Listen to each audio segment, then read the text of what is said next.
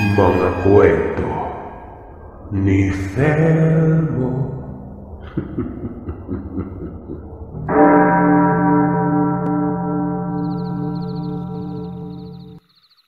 Nakakabaliw umano isipin. Itong tinatawag na sabulag umano ay parang delusyon lang. Mahirap paniwalaan. Pero base sa natutunghayan ni Jongjong noong mga panahon na ito, totoo ang lahat. Sumapit ang hapon. Naroroon lamang sila sa lugar.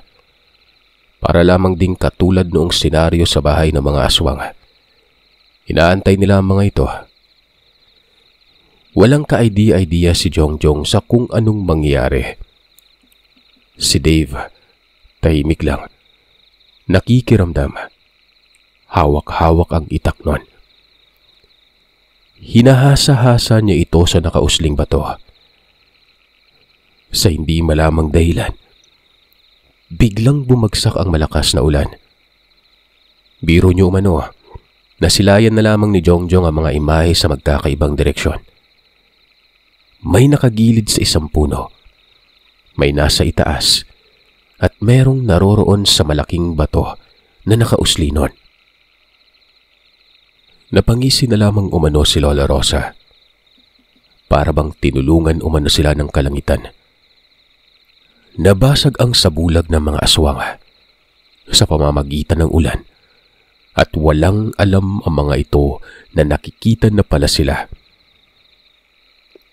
Nagmungkahi ang matanda na magpatay mali siya lang. Huwag papansinin ng mga ito kahit pa man nalalantad na. Sinabi ni Lolo Hill na siya na umano ang lalapit at pasimple umanong papatay ng aswang yon. Ayon naman kay Lola Rosa, unahin umano yung nasa malayo. Sinabi pa nito na sila ni Dave raw noon, gumala-gala lang, yung tipong parang walang alam. Mabilis na tumango si Dave habang si Jongjong naman ay sinabing, hanapin niya si Hadrigor. Ikaw ang bahala. Pero nasaan yung tao ang lahat ng narito? Basta, kapag may nakita kang panot na may sa pagkakuba, iyon na yung Hadrigor. Huwag kang lalapit Ipaalam mo lang kung nasaan siya banda. Bubuntot ako sa inyo.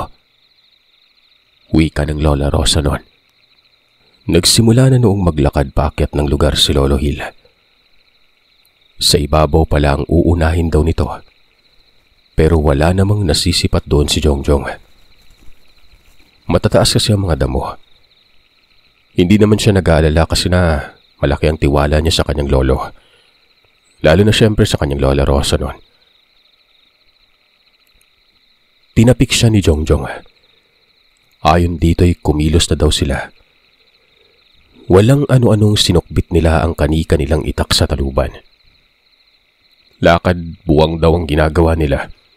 Yung tipong patawa-tawa pang mga ito. May nadaanan pa nga umano ang dalawa na sobrang lapit lang. Nakaupo lamang ito sa tabi ng isang puno. Napakakalmado. Yung mga mata, nakagilid lamang sa kanila. Babae pero parang bruha na walang ligo. Itong si Lola Rosa umano ay nagtaga ng dahon ng gabi. Ito din yung uri ng gabi na sobrang kate. Malalaki ang dahon nito na para ng payong. Kukuya-kuyakoy lamang ang matanda habang sumusunod sa kanila. Hanggang sa nakita na ni Jongjong itong tao na panot. Nakatalikod. Nakausli ang likod sa may kaliwang parte ng balikat. Nakikita mo ba sa unahan? Si Hadrigor na yan, tama? Mahinang tanong ni Jongjong kay Dave. Sabi naman ni Dave, nakikita niya umano. Dagdag ni Dave, pupuntahan daw nila ito. Sa harapan sila dadaan. Tatabi sila sa pag-upo na parang wala lang. Makikita naman daw sila ng Lola Rosa at malalaman na nito kung sino ang katabi nila noon. Kinakabahan si Jongjong. Hindi niya alam kung tama ba itong mga pinagsasasabi ni Dave. Matapang daw kasi. Pero sumunod na lamang siya sa kaibigan matapos nitong kumabig pababa. Naroroon kasi sa bababanda itong panot na tao. Sinilay ito ni Lola Rosa. Nakabuntot pa rin. Habang nangyayari yon, nakarinig si Jongjong ng palahaw sa itaas banda. Nanlaki ang kanyang mga mata dahil mabilis niyang napagtanto na baka nakasagupa na umano ng isa ang kanyang lolo. Nakita niya pa ang paggalawan ng iba pa na naroroon sa paligid. Halata sa mga ito na nabati ang atensyon bunsod ng palahaw na yon. Maya-maya ay tumayo itong si Hadrigor. Tinitigan silang dalawa. Kinakabahan na umano si Jongjong nun pero syempre pinanatili niyang sariling kalmado at nagpatuloy naman sa paglalakad pababa si Dave. Naiisip ni Jongjong na naalarma na ito at baka kapag nakalapit sila, bigla na lamang silang sunggaban. Kung kaya naman sa mga puntong yon, kinakapa-kapana ni Jongjong ang nakasukpit na itak. Pero pakunwari pa rin ang kinikilos niya. Mga 2 dipa na lamang ang layo. Umupo sa tabi si Dave. Wala namang nagawa noon si Jongjong kung hindi ang tumabi na rin dito. Para umanong sasabog na yung dibdib niya sa kaba. Si Hadrigor, hindi gumagalaw. Nakatirik lamang na parang kandila habang nakatayo. Nagsimulang magkwentuhan ng dalawa. Sinasakyan ni Jongjong ang mga alibay ni Dave. At nung tumawa ito kahit hilaw na pagtawa yon, bumuhakak siya ng tawa din noon. Sinisipat din ni Jongjong sa kung gaano pa kalayo ang kanyang lola. Nasa likod na ito, nakatabon ang malaking dahon ng gabi sa ulo.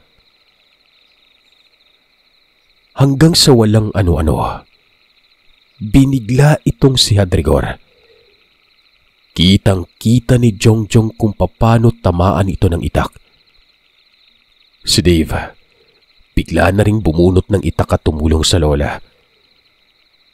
Ganon din ang ginawa ni Jongjong noon. Tinadtad umano nila si Hadrigor.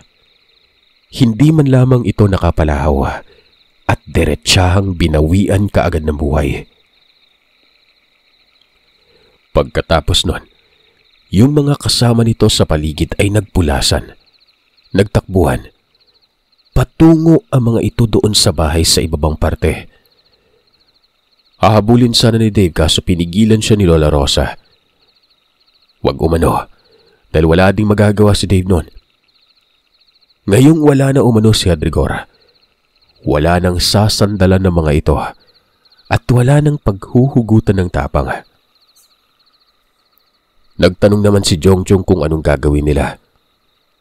Ayon kay Lola Rosa, syempre, iisa-isahin na mga yon. Pero wag daw maging mapusok. Dahil imbis na madali lamang nilang mapatay ang mga ito, baka sila pa umano ang mapatay. Ilang saglit ay dumating na si Lolo Hill. Isa umano ang napatumban niya. Lalapitan niya sana yung 2 pa pero nagkatakbuhan daw ang mga ito. Namakita ni Lolo Hill si Hadrigor na nakahandusay sa lupa. Napatango ito at sinabing kaya pala lumayo sa mga kasama. Pero hindi pa umano tapos ang lahat. Hindi pa daw sila ligtas nun. Alam ko naman yon. Kayong 2, wag na wag niyo kaming pangungunahan. Sumunod lang kayo sa kung saan kami pupunta ni Hill. Matapos makapagsalita ng lola, bumaba na daw sila ng lugar. Nauuna ang mga abuelo ni Jongjong. Hindi man lang napapagod ang 2 ito. Hanggang sa nakarating daw sila sa bahay ni Manong Toto noon. Naroroon ang matanda. Kasama pa nito yung anak na parang baliw. Lumapit si Lola Rosa sa mga yon. Nakasalukuyan namang nasa gilid lamang ng kamalig. Habang nangyayari yon, si Lola Rosa ay kumukumpas. At ang sabi ng lolo, papatayin ata ng Lola Rosa ang mga ito. Maya-maya ay tuluyan itong nakalapit at nuro ang itak. Sinabi ng Lola Rosa na lumayas na lamang ang mga yon hanggang may awa pa siya. Dahil kapag hindi, ay papatay niya ito ora mismo. Pero para bang hindi natinag itong si Manong Toto nun. Hanggang sa may dumating pang isa. Malaking tao ito at alam ni Jongjong na ito na yung asawa ng parang baliw na babae. Nakahubad ito pang itaas tapos nanlilisik ang mga mata. Sabi ni Manong Toto, bakit naman daw sila lilisan sa sarili nilang lupain? Sino ba daw ang nagbigay pahintulot sa Lola Rosa na itaboy sila noon? Maraming sinabi itong si Manong Toto at napapansin daw ni Jongjong na palapit naman ng palapit sa kanila itong malaking tao. Nagabiso na si Jongjong.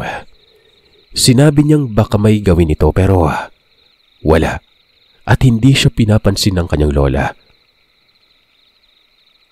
Hanggang sa ilang distansya na lamang umano ng tao, bigla naman itong napahinto at sumimangot ang mukha nun. Alam mo yung parang may nararamdamang masakit sa katawan. Ganon. Takang-taka si Jongjong. Maging si Dave ay napatulala ito. At ito na nga. Bigla na lamang nakita ni Jongjong yung babae na medyo maitim ang balat. Yung kulot yung buhok. Yung gabay ng lola niya. Nanlilisik ang mga mata nito. Tapos nakatitig doon sa malaking tao na nilalang. Doon napagtanto ni Jongjong na may ginawa ito kung kaya't nagkaganon yung lalaki. Dahan-dahan lang nilapitan ito ng abuelo. Tinaga sa leeg na parabang nagkatay lamang umano ng isang hayop nun. Ito namang si Manong Toto. Nagsisisigaw. Yung babae, nagsisisigaw din tapos galit na galit. Papatayin daw silang lahat. Nagkatitigan si Jongjong at si Dave noon. Sabi pa ni Jongjong, hindi na umano ito madadaan sa pakiusap. Dahil sa medyo madilim na, dito ay nakita ni Jongjong ang pagbabago ng itsura ng harapan. Pero sa kabila noon ay parabang manhid pa sa bato si Jongjong noon. Parang nasanay na ito at hindi na ikinagulat ang pagbabagong yon. Nagkaroon ng laban. May dumating pang dalawa na parabang napilitan na lamang ito dahil sa nakitang nahihirapan ng mga kasama. Hindi pa nagtapos doon. Inabot daw talaga ng gabing yon at may sumusulpot pang isa. Duguan na si Lolo Hill na mga panahon na ito. May sugat at kamuntikan talaga itong mamatay kung hindi na naabutan nila Jongjong. Naipit kasi yon sa tatlong nilalang. Nagkalat na umano ang labi sa paligid. Napatay na yung mag-ama, kasama pa ng iba. Hanggang sa maya-maya pa, wala na umanong nagpakita. Dito ay kinumpirma ni Lola Rosa na hindi na gaanong peligro ang kanilang kalagayan. Kilala na daw sila ng mga aswang. At sa tingin niya, yung mga nakatira doon malapit sa nayon, naubos na nila. Kung may aswang man nakauri pero hindi na ito magtatangka. Napatunayan na nila ang lakas nila nang napatay nila si Hadrigor.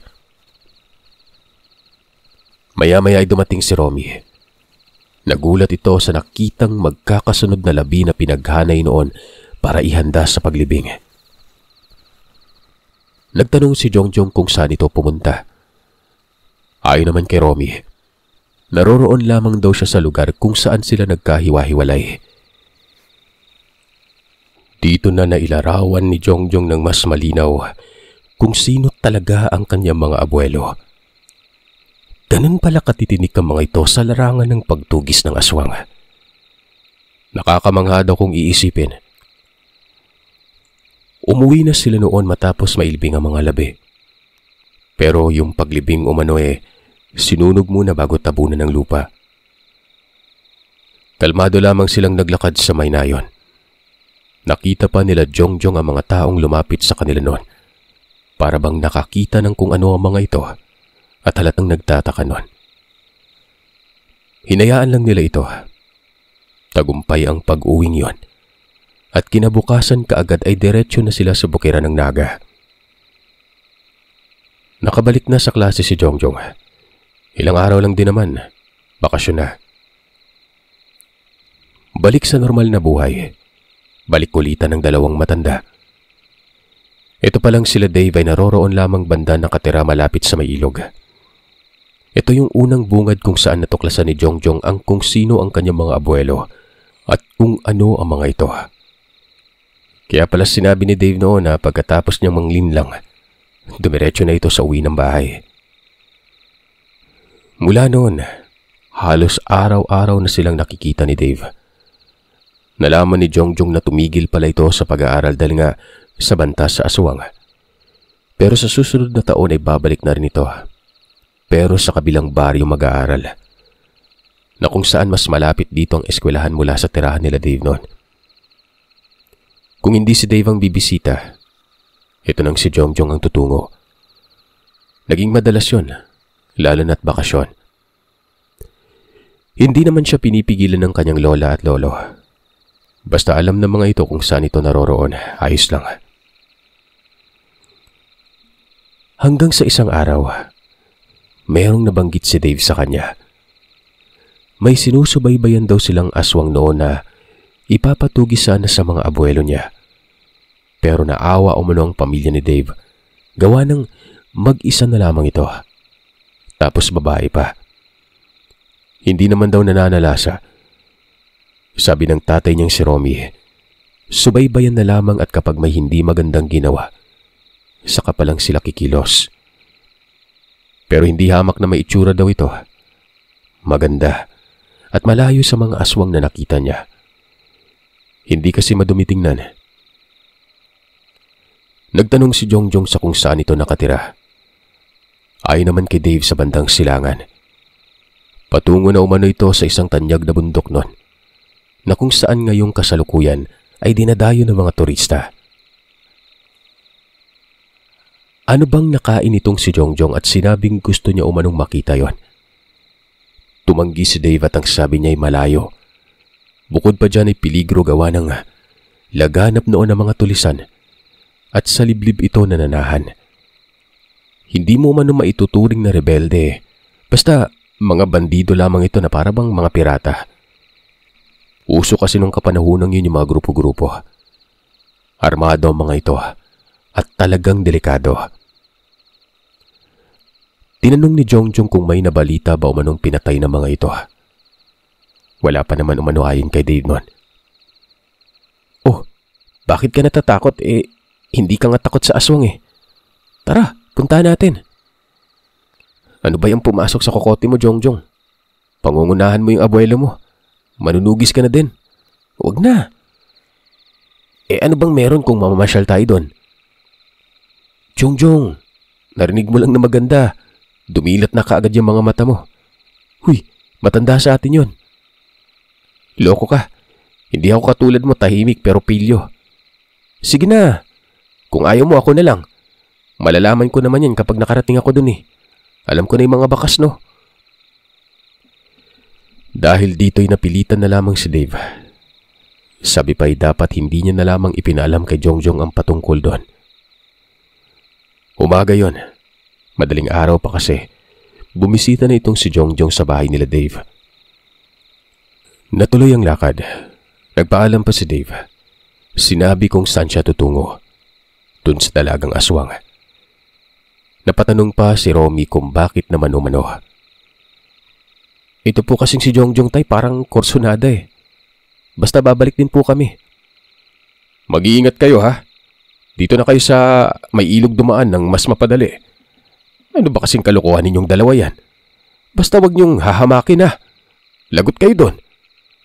Mungkahi ng ama ni Dave. Malayo daw talaga ang lugar. Ayon kay Jongjong, dapat pala ay hindi na lamang niya inayapa si Dave noon. Akala niya kasi magiging madali lang. Naiisip niya din noon na siguro nahirapan ang pamilya ni Dave sa pagsubaybay sa naturang lugar. Sobrang sukal. Masahol ito sa lugar kung saan pinuksa nila ang angkan ng mga aswang. Sa mga puntong ito, yung mga abuelo pala ni Jongjong ay bumisita din sa bahay nila Romy. Nakisuyo ang mga ito na patataniman ng mais ang lupain. Itong si Romy at Litang inutusan nun. Nung malaman na umalis sila Jongjong, galit na galit umano ang Lola Rosa. Pinasundan kaagad ito kay Lolo Hill. Hindi daw kasi nag-iisip ang apo nila. Hindi mo pinigilan, Romy? Ano ka ba naman? Kitang may kinakaharap pa tayong mga kalaban eh. Oo, ligtas pero hindi garantisado kapag dumayo sa malayo. Markado tayo ng mga kauri ng pinagpapatay natin. Kampante naman po yung dalawa eh. May tiwala naman ako sa mga ito. Pasensya na po. Tugon ni Romy. Sumunod na kaagad si Lolo Hill. Nagmumura din daw yon, galit na galit. Tirik na ang araw bago pa makarating ang magkaibigan sa lugar. Naroroon na daw sila. Dagdag pa ni Dave ay may ilang mga residente din ang nakatira doon. Hanggang sa nakita na nga ni Jongjong ang ilang mga bahay. Sobrang papayak nito at may mga bata pa umanong walang saplot na nakatitig sa kanila. Itong lugar na ito hindi mo aakalaing may nakatira. Makahoy, parang pinamamahayan ng mga mababangis na hayop. Nagtanong si Jong kung saan banda ang bahay. Ayon naman kay Dave ay nadaanan na daw nila. Hindi niya sinabi kaagad kasi baka huminto itong si Jongjong at puntahan pa. Tinuro ni Dave ang bahay. Maliit lang na parang pang-isahan lamang na tao. Nasa liblib talaga ito at may maliit lang na daan, na ang bawat gilid naman ay nagtataas sa mga damo. Pero halata namang may nakatira. Malinis kasi ang paligid ng bahay. Ayon kay Dave, parang wala doon ang babae. Kaya uuwi na lamang daw sila. Pero ang sabi ni Jongjong, pumuslit daw muna sila doon. Kahit papano'y malibot nilang lugar. Maganda daw kasi ang tanawin. Maganda din naman kasi doon, Sir Seth. Nasa liblib pero nasa ibabaw ito ng bundok, kung saan naman tanaw nila ang napakalayong lungsod. Sinakyan na lamang ni Dave ang wisyo ng kaibigan. Pero bagot na ito noon. Habang naglilibot, sa hindi inaasahang pagkakataon, nakasalubong nila yung babae. Wala lang yun kay Jongjong. Pakiramdam niya ay residente lamang ito sa lugar. Yun na, Jong. Yun na siya. Parang galing pa sa bukal. Ang alin? Yung napadaan? Teka nga, hindi naman magandang itsura eh. Sabi ko na nga ba, iba yung sadya mo. Hindi mo lang naklaro. Nakatabon kasi yung buhok sa mukha eh. Yun na yun. Ang sabi ko sa'yo, di ba nga mas matanda sa atin? Doon yan sa may bukal nakatira dati. Sabi yun ni tatay, nung pinatay ang kanyang mga magulang lumipat daw. Nagtanong naman si Jong sa kung sino ang pumatay sa mga magulang nito. Ayon kay Dave, hindi siya sigurado. Pero sa naririnig niyang pag-uusap nila Lolo Hill at Romy noon, aswang umano ang pumatay sa mga magulang ng babae. Kaya't may nangyayaring bangayan. Jong, sandali! Huy! Anong gagawin mo? Tawag ni Dave. Paano ba naman kasi? Itong si Jong sinundan ng babae. Hindi naman ito kumikibo. Nagtuloy-tuloy lamang itong si Jongjong hanggang sa makasabayan na ang babae. Napapamura daw si Dave noon. Galit na galit. Wala namang nagawa ito kung hindi ang sumunod na lamang sa kaibigan. Nakatitig lamang si Jongjong sa mukha ng babae. Hindi daw ito lumilingon. Napatunayan niyang may itsura nga pero hindi naman ganoon katanda kumpara sa edad nila. Yung tipong nasa 20 lamang umano ang edad nun. Maitim nga lang ang balat pero makinis naman daw ito. Hindi natatakot si Jongjong na para bang ang kunat na ng pakiramdam niya. Maya-maya ay huminto ang babae. Nagsalita, pero ang atensyon ay nakabaling sa iba. Kumbaga, hindi ito tumitingin kay Jongjong. Ano bang kailangan mo? Kung ako sa'yo, aalis ako sa tabi. Sa kabila ng sinabi ng babae, hindi natinag si Jongjong. Ngumiti pa ito at sinabing, wala naman akong kailangan. Gusto ko lang malaman talaga kung sino ka. Ako nga pala si Jongjong. Hindi kumibo ang babae. Matapos makapagsalita ni Jongjong, nagpatuloy na ito sa paglalakad hanggang sa lumiko na daw patungo doon sa tirahan niya. Hindi naman ramdam ni Jongjong na aswang yon. Katunayan, mabango pa nga umano. Tapos itong lugar kung saan nakatira ang babae, wala namang kakaibang amoy.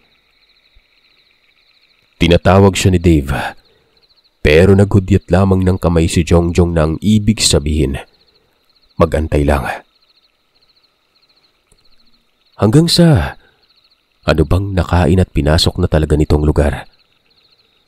Nung makarating na sa bulwagan ng bahay ang binata, lumingon daw sa kanya ang babae. Tapos pumasok ito sa loob ng tahanan. Si Dave napapakamot na lamang ng ulo sa may labasan. Napapailing pa ito at patuloy sa pagtawag kay Jongjong. Pero hindi pa rin siya pinapansin ng kaibigan.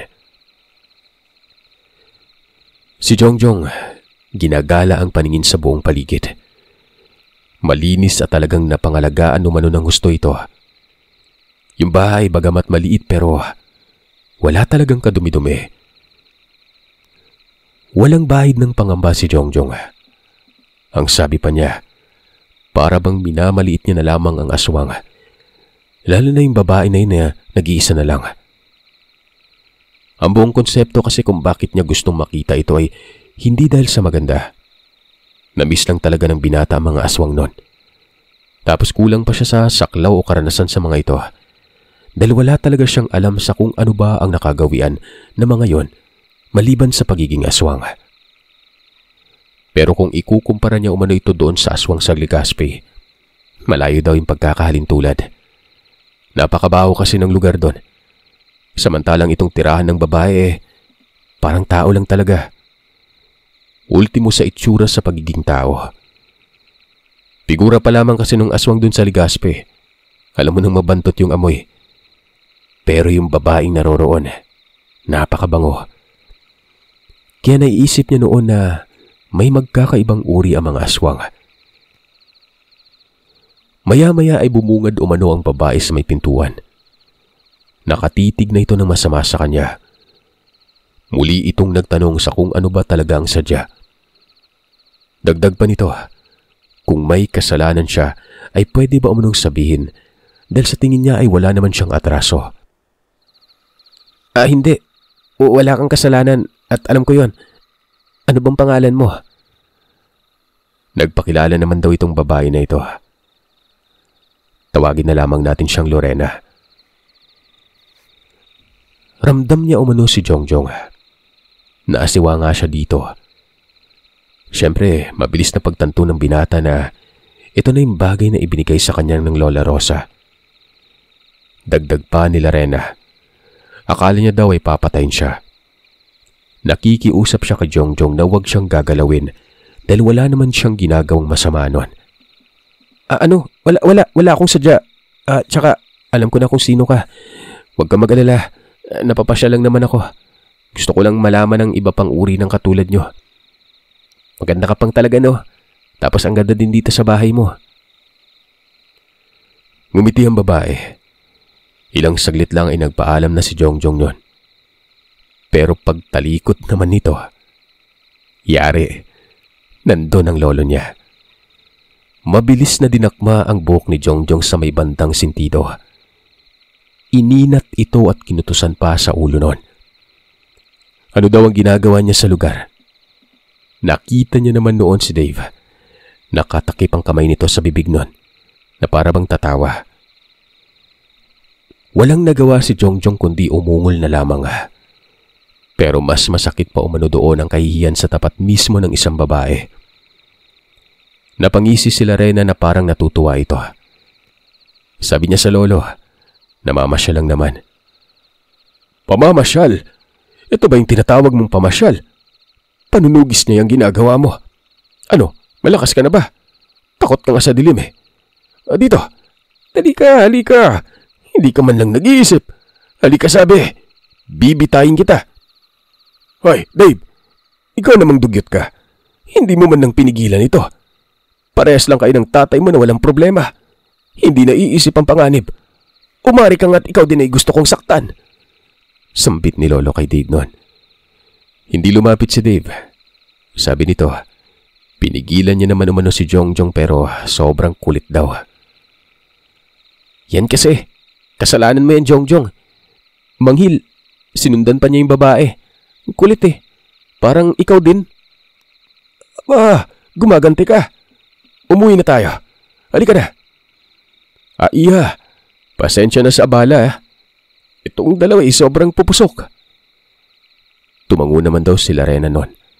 Tapos sinabi nito na wala naman daw ginagawa ang dalawa. Na namamasya lamang ang mga ito. Nakakahiyalo. Nasa harap na talaga ni Lorena. Pinagmukha mo akong paslit. Ikaw talagang apo ko. Malay mo may kasama yan. Alam mo ba kung anong klaseng aswang yan? Gabunan yan. Walang iya ka talaga. Yun pang aswang na pinakamalakas ang gusto mong hamakin. Sabi ng lolo. Hindi na lang nagsalita si Jongjong. Sumunod na lamang ito sa matanda habang nagdadabog. Para bang baliw si Lolo Hill na hinahampas sa mga damo na dadaanan. Tingin ni Jongjong, nasagad niya talaga ang galit ng lolo. Nung malapit na sila sa bahay nila Dave, sumalubong naman si Romy. Balisa umano ang mukha tapos parang may malaking problema nun. Ang sabi nito, namatay daw si Sergio. Maging ang anak nito, namatay umano. Papauwi daw yun galing sa Tabo. Ginabi at tinambangan ng mga hindi kilalang tao. Pero malakas ang kutob ni Romy na aswang umano ang pumatay doon. Nakita ni Jongjong ang mabilis na pagbabago ng mukha ng kanyang lolo. Yung nakasimangot ay parang napalitan ng natatakot nun. Nag-usap umano ang lolo niya at lola. Hindi naman lumapit dito si Jongjong pero alam niyang may gagawin ng mga ito. At ayun na nga ang nangyari. Walang ano-anong nagpaalam kaagad ang mga abuelo na aalis sila. Pupuntahan daw nila ang bahay ni Sergio. Kung aswang ang dahilan, malamang ito na yung kauri ng mga pinaslang nila sa bukid noon. Dito ay sumabat si Jongjong at ang sabi niya, isasama ba daw sila ni Dave? Pero ayon kay Lola Rosa, hindi daw. Hindi na kinakailangan ng linlang. Lantad na kasi umano ang diskarte nila noon. Mabuti sana kung sa mga baguhang aswang pero sa ganung klase, nabasa na ang mga kinikilos nila. At kung yung mga yun umano ay may lakas ng loob na gumante, malamang ay may sinasandalan na naman ito. Walang aswang umano ang may lakas ng loob humamak ng tao kung wala itong kinikilingan at sinasandalan nun. Dagdag ng lola, si Romy na lamang umano ang isasama.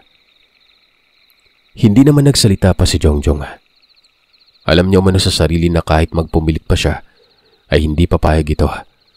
Lalo't may nagawa siyang kasalanan. Umalis din kaagad. Naiwan si Dave, nanay nito at si Jongjong. Hindi naman pinauwi ni Dave si Jongjong kasi nga walang makakasama ang binata sa bahay.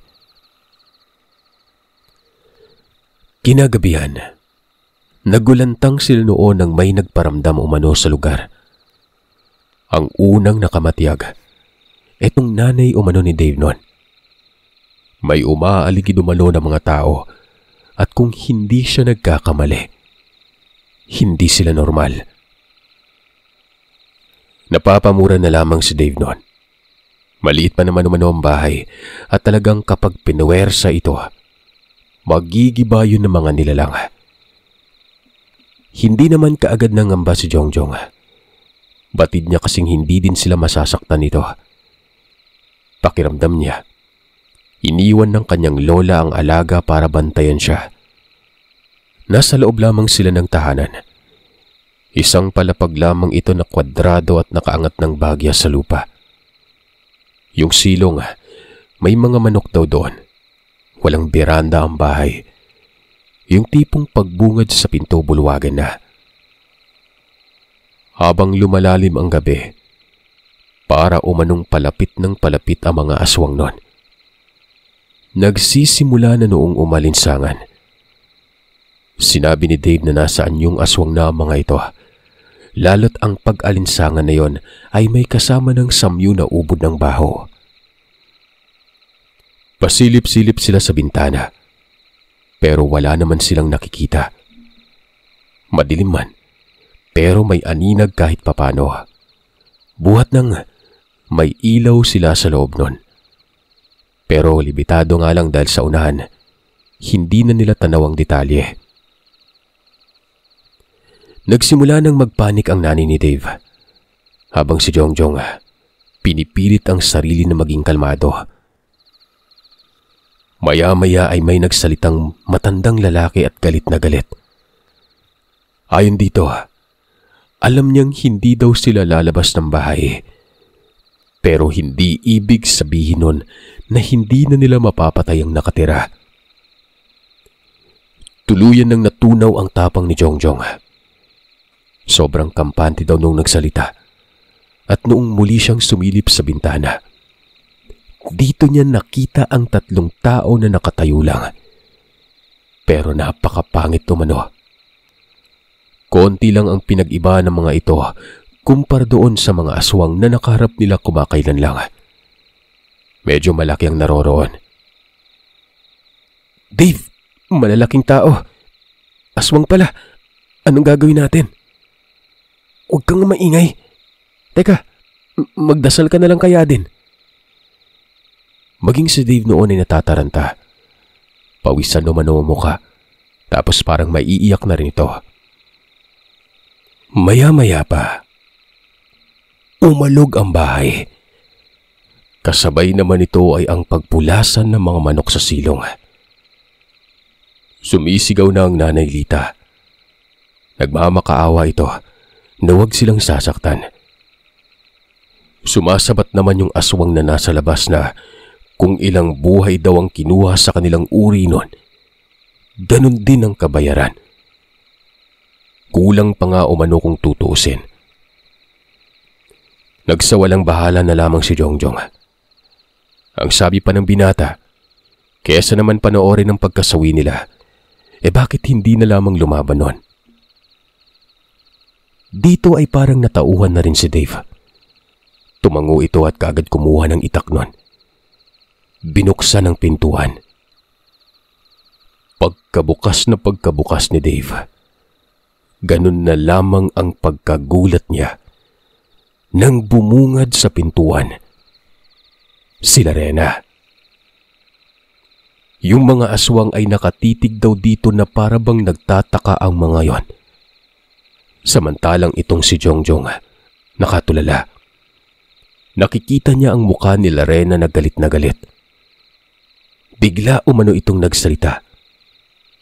Anito, kung gusto pang mabuhay noong mga aswang na bumisita, mas maiging umalis sa mga yon.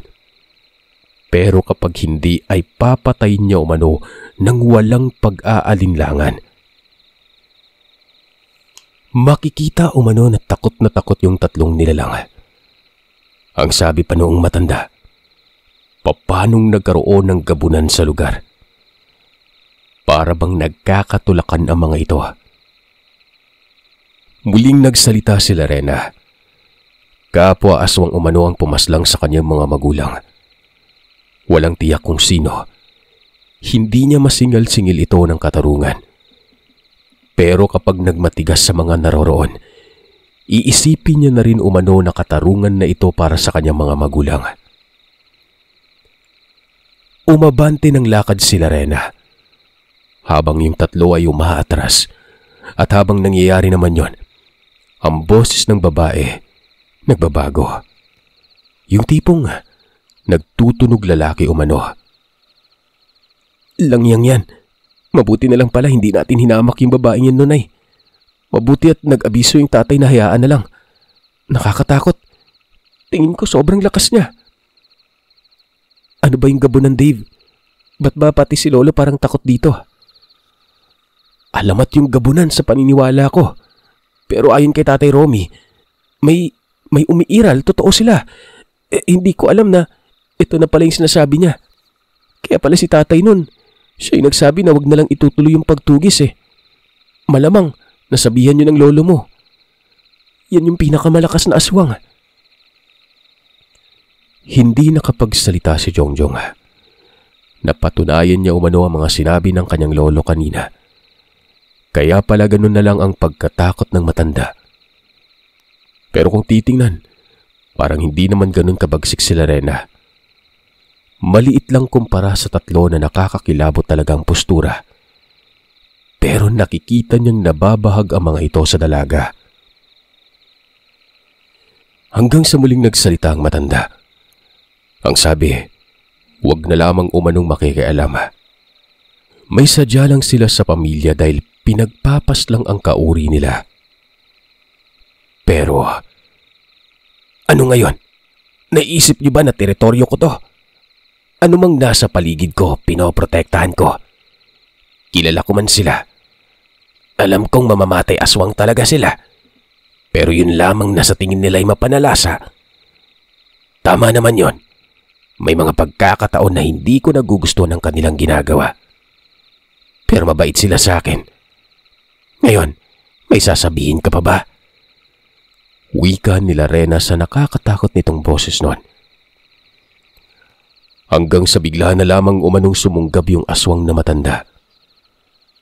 Bigla na lamang nawala sa harapan si Lorena. Sobrang bilis naglaho na para bang anino na natunaw yon. At paglitaw nito sa may kiliran, napaatras daw sa pinto sila Jongjong. Kung nakakakilabot ang mga aswang na bumisita, mas nakakatakot pa umano si Lorena. Para na umano itong diablo tingnan. Sobrang itim at yung mukha ay para bang aso o hindi naman kaya pusa nun. Yung mga mata, naninilaw at umaamag. Itong matanda, walang kahirap-hirap na sinunggaban at kinaladkad palayo. Habang ang mga kasama naman ito ay mabilis nagpulasan at naglaho. Mga minutong namagitan, nagpakita si Lorena. Nasaan yung tao na ito? Para lamang itong wala. Nagtanong pa si Jongjong sa kung bakit sila tinulungan. Natutuwa kasi ako sa iyo. Mabait ka. Malakas ang loob mo. May atraso sa akin yung mga abuelo mo. Pero hanggang dun lang. Minsan na kasi nila akong tinugis pero pinaliwanag ko talaga na wala akong kasalanan sa mga tao. Alam ito ng tatay mo, Dave. Katunayan ako pa ngayon nagsabi na yung aswang na lang na gumagala dyan sa ilog eh. Kasi yun may sa pagkatraidor. Kaya pinatay ng 2 manunugis at naroroon ako habang nangyayari yon. Wala lang ako kasi nga ayaw ko talaga ng gulo. Gusto ko lang ng normal na buhay na malayo sa mga tao. Kapag sinubok niyo ako, dilubyo ang igaganti ko sa inyo. Sambit ni Lorena. Pagkatapos noon ay umalis din ito kaagad. Nagkatulakan na si Dave at Jongjong. Kung nagkataon pala na ibang sadya noon ni Jongjong, hindi na sila makakauwi pa ng buhay. Ilang araw ang nakalipas, bumalik si Lolo Hil at Lola Rosa. Dala ang balitang wala silang aswang na napuksa noon. Hanggang sa habulan lamang umano ang nangyayari. At ayon sa narinig nila, may tumutulong umano na gabunan sa kanila. Kaya itong mga aswang na kalaban, napapaatras. Ikinuwento ni Jong ang nangyari, na itong gabunan ay sa Lorena, kung hindi siya nagkakamali. Ito na siguro ang narinig nila Lola Rosa doon sa lugar na kinatatakutan ng mga kalaban. Ang alin? Yung doon nakatira? Matatakot talaga sila sa babaeng yun. Maging kami ng lola mo takot doon eh. Di ba, Romy? Aba, tumutulong pala sa atin. Hindi ako sigurado pero siguro pinoprotektahan niya tayo. Hindi naman natin siya hinamak eh. Naiintindihan niya siguro ang mga pinagagagawa natin. Lo, di ba si Adrigor sinabi niyong isa din yung gabunan na isinumpa? Pero bakit ganun lang kadali namatay? Magandang tanong yan na po. Yung Hadrigor, yung kuba na yun na panot, hindi yun purong gabunan. Yung babae sa bukid natin, purong-puro. Malaki ang agwat ng lakas nila. Sino ba yung nag-utos sa'yo na hamakin ng babae? Kung kami nga hindi namin tinangka, kayo pa kaya? Ang sabi naman ni Jongjong noon, hindi naman daw nananalasa ito ayon kay Dave. Matagal na nga umanong minamatigan. Tapos ay nagkaroon lamang si Jongjong ng interes na makita ito. Ganun lang. Ikaw talaga, Romy. Hindi mo naman sinabi kay Dave ang patungkol sa babae. Dapat ipinaalam mo na lang dahil itong mga batang ito mapusok na. Inaalam talaga yung mga hindi pa naabot ng saklaw nila. Mula noon ay wala na talagang naging banta pa. Wala na. Ultimong anino ng aswang na dapat ay nagpaparamdam sa kanila. Wala. Siguro nga'y ganoon nila kinatatakutan si Larena. Pero ayon kay Jongjong, naging kaibigan nila ito. Yun na rin ay dahil sa kanya. Nagkita kasi sila minsan at nag-usap pa. Dinala daw ni Jongjong si Larena sa bahay. Nagulat pa nga umano ang mga abuelo niya. Pero natuwa din yun pagkatapos malaman na gusto niya nang makakausap. Nabuburyong kasi ito sa bukid. Nagalok pa nga ng tulong ito sa kung sakaling may aswang umano na tutugisin. Pwedeng siya na lamang ang pumatay. Nang sa ganon, kahit papanay matahimik na ng tuluyan ng lugar. Sobrang nabilib ang mga abuelo ni Jongjong. Hanggang sa kalaunan, doon na ito tumira. Habang lumalaki si Jongjong ay lumalalim ang ugnayan nila ni Larena. Hanggang sa nagkatuluyan ng dalawa. At ito na ang sinasabi kong patunay sa kwento. Ang nanay ko, walang iba, kundi si Larena. Hindi nga lang ako nagmana sa kanya. Pero ewan ko dito sa dalawang kapatid ko.